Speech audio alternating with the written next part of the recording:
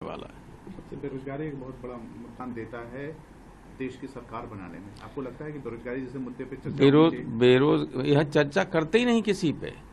ये चर्चा करेंगे परिवारवाद, ये चर्चा करेंगे मंदिर, मुसलमान, हिंदू, फला ढेका, न बेरोजगारी पे बात करेंगे, न अर्थव्यवस्था पे बात करेंगे, कुछ नहीं करते।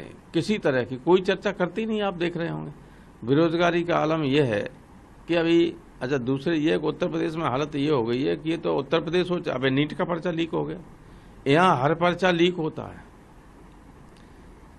कोई गवर्नमेंट नौकरी देनी ही नहीं चाहती है। लोगों का ऐसा कहना है कि सरकार ही पर्चा लीक करा देती है ताकि किसी को नौकरी न देनी पड़े।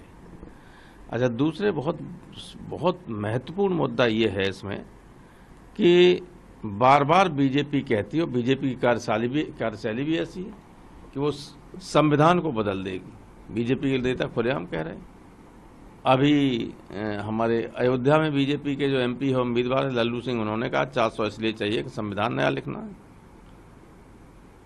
कीर्ति मिर्धा ने कहा आपने देखा होगा कि संविधान बदलना है। कर्नाटक के 5 बार के एमपी बीजेपी के ने कहा कि संविधान बदलना है।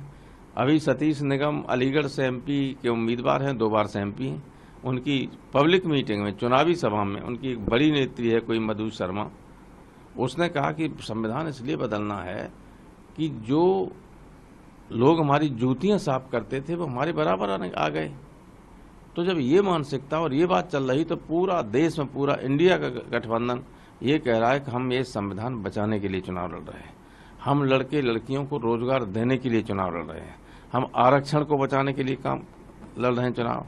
आरक्षण इन्होंने खत्म कर दिया, क्योंकि गवर्नमेंट जब कोई नौकरी देती है तो उसमें 27% पिछड़ों को, 22.5% दलित और आदिवासियों को देना पड़ेगा आपको। लेकिन ये कोई नौकरी निकालते ही नहीं। ये सब आउटसोर्सिंग से करने लगे अपॉइंटमेंट, और कॉन्ट्रैक्ट बेसिस पर करने लगे। आउटसोर्सिंग और कॉन्ट्रैक्ट बेसिस पर जो अपॉइंटमेंट होते हैं उनमें कोई आरक्षण नहीं होता है।